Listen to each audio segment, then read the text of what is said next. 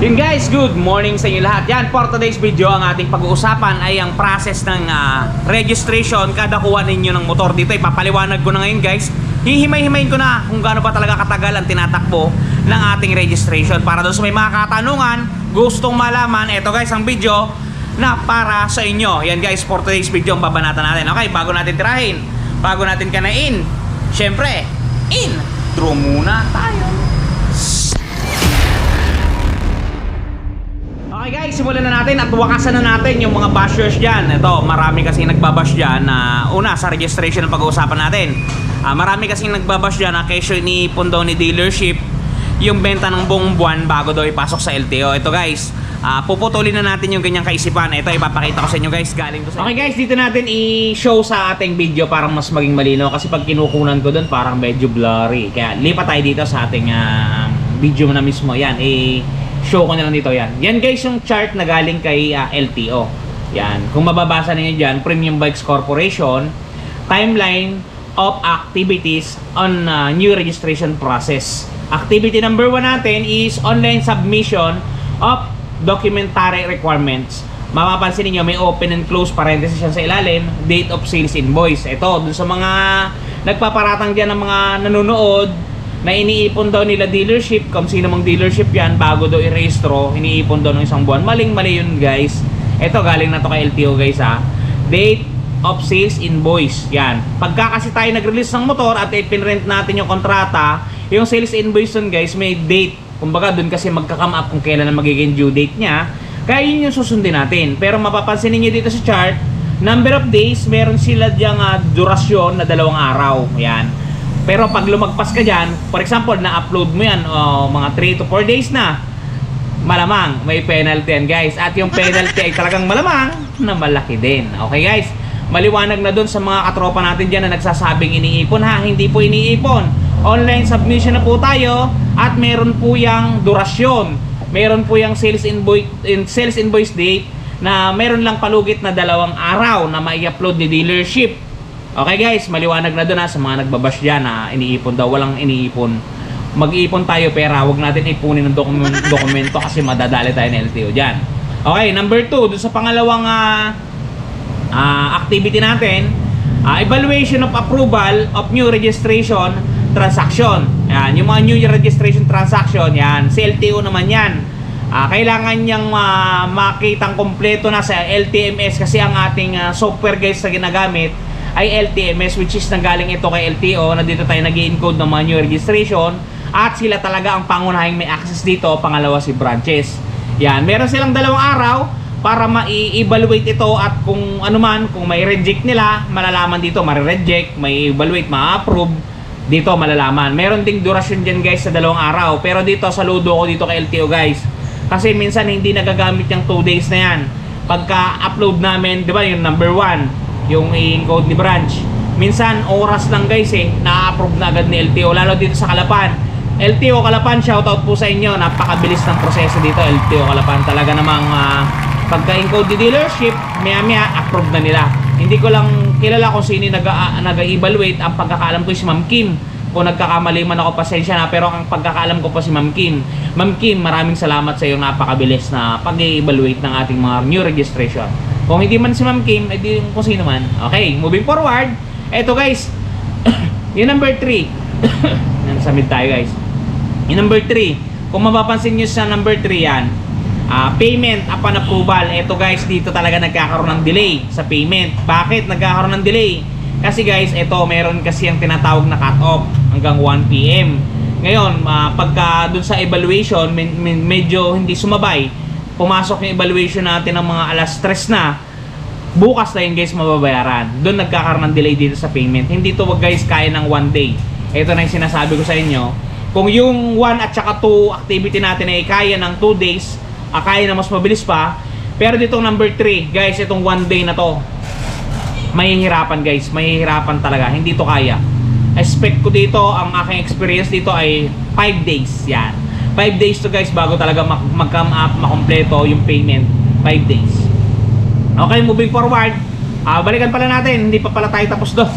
Yun nga pala guys, kaya nadi-delay. Siyempre yung Cebuana guys, medyo minsan maraming tao dyan. Minsan full pack ang tao yan. Talagang may mga cut-offs din yan. Minsan offline, Sabado, Linggo, yan, holidays. Talagang dito nagkakaroon guys ng kadalasang problema sa number 3, yung payment. Pero na ano naman yan, na overcome naman yan. Talagang kailangan lang pagtukusan para wag ma-delay ang mga registration ng client. Okay, number 4. Eto guys, medyo hindi rin ako sampalataya dito sa number 4 kasi ang nakalagay dito, printing of ORCR, scanning of plate, scanning of printing RFID. Na 2 araw lang yung nakalagay dito. Eto guys, kutob ko dito, baka hindi kayanin talaga ng 2 days kasi sa dami ng kinikater ng ating LTO. Hindi kasi lang registration ang kinikater niyan.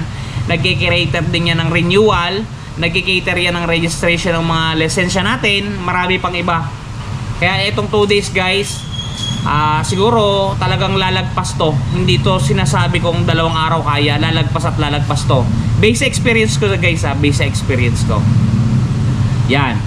At sumunod guys yung number 5 natin, releasing of ORCR plate tsaka RFID. Ito guys, parang ano din to, hindi ko rin masyadong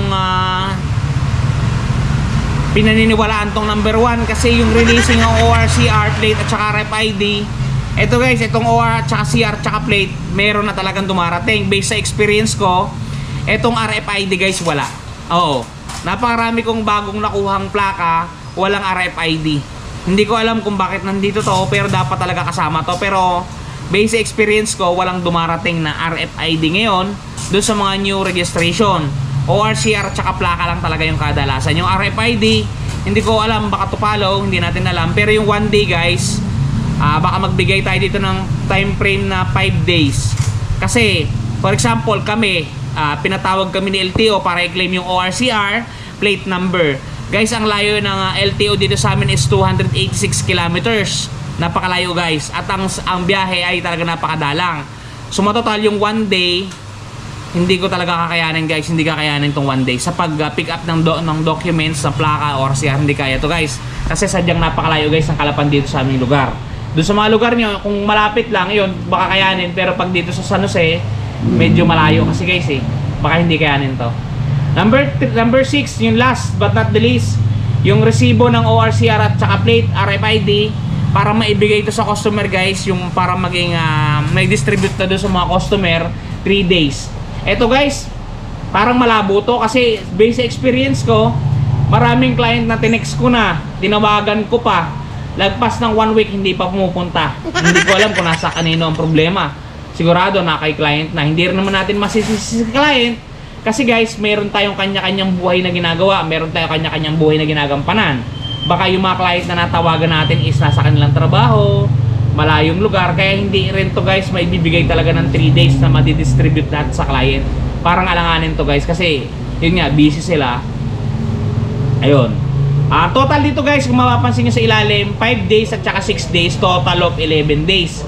Pero pinaka the best dito guys, kung talagang maluwag naman sa inyo, kaya ninyong hintayin mga 1 month to guys. Siguradong sigurado may registro. Pero talaga ang naka-time frame naka-time frame is 11 days lamang dapat meron ng registration ng mga client natin.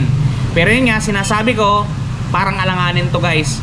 Bigyan nyo naman ng buwelo si dealership kahit mga 5 days yan.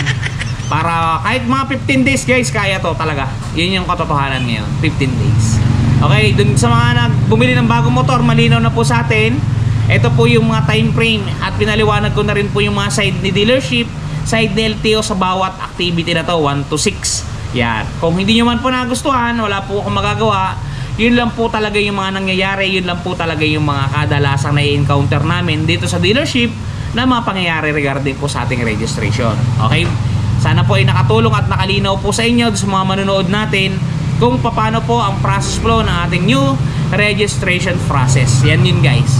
Guys, dun nga pala sa mga namang problema na mga gasgas. For example, meron kayong may Yamaha Pasio, Honda Click, Sniper na nagasgasan. Mari nakaremote ng kung ano.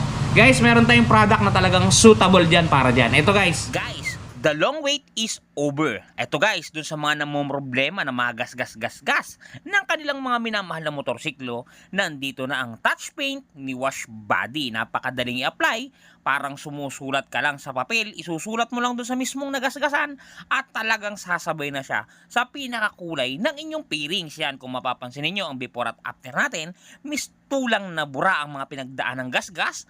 Ang mga natamo na hindi sinasadyang galos ay mistulang na bura. Yan, kung mapapansin niyo, halos bumalik talaga sa original. Guys, pati pag-package nila nito papunta sa mga lugar ninyo ay talagang napaka-safety. Kung mapapansin niyo, talaga namang safe na safe ang package na bibilin nyo sa kanilang Shopee Shop. Kaya kung ako sa inyo, try nyo na ang touch paint ni Wash Body. Yan guys, napaka-epektibo ng touch paint na yan at talagang napakamura. Kesa mag-repaint ka, kesa magpalit ka ng panel, guys, itry mo muna. 188 pesos lang yan, napakalaki ng lalagyanan na at malalagyan mo na talaga lahat ng mga gasgas na tinataglay ng unit mo. Maaari ka rin makapili kasi napakadami nilang color available sa kanilang Shopee Shop. Yung link ng description guys, nasa ilalim. Yan. I-click nyo na lang yan at magdedire-diretso na kayo. Okay, shoutout nga pala natin yung mga katropa. Okay, shoutout natin yung mga katropa natin. Unahin natin si Sir Bebot Mahilom and Mahilom Family. Yan. Shoutout tayo, Sir Bebot. Maraming salamat po sa inyong suporta. Sumunod po kay Sir Lennon Ignacio ng Valenzuela City. Maraming salamat po, Sir Lennon. Shoutout po sa inyo.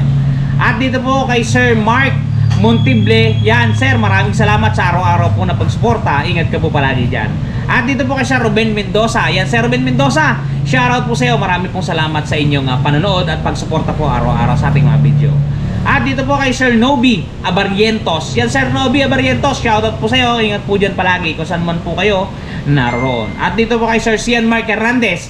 Sir, pagbutihin mo ang iyong pag-aaral, talagang go, go, go lang. Talagang buhay na buhay, gigil na gigil, at galit na galit. At dito po kay Sir Solid, kay Sir Floyd Galaos and Galaos family ng Pampanga. Yan, Sir Floyd Galaos at Galaos clan. Marami pong salamat sa inyong panonood at ingat po kayo dyan palagi sa Pampanga. At dito po kay Kabayan TV Mix, nagpapa-shoutout Kabayan TV Mix. Shoutout po sa inyo, Sir Kabayan TV Mix. At dito kay Sir Jack, nagpapa-shoutout siya kay Sir Jack, kay Ma'am Hazeline ng Palangga. Yan, siya nagpapa-shoutout. Dinala na encode kung saan yung kanilang location. Yan, shoutout po sa inyong lahat. At dito po kay Sam Channel, subscribe na kayo. Sam Channel ng San Fernando, Pampanga. Yan, marami tayong subscriber taga Pampanga. Nagpapa-shoutout to si Sir Sam Channel. Okay, dun sa mga gusto mo magpa-shoutout, comment down below lang po at babanatan po natin yan pagka po tayo na libre. Okay, hanggang dito lang ang ating video. Ingat kayo palagi at palagi po kayong magpapakasaya. Sir Ram TV, shoes! Bye-bye!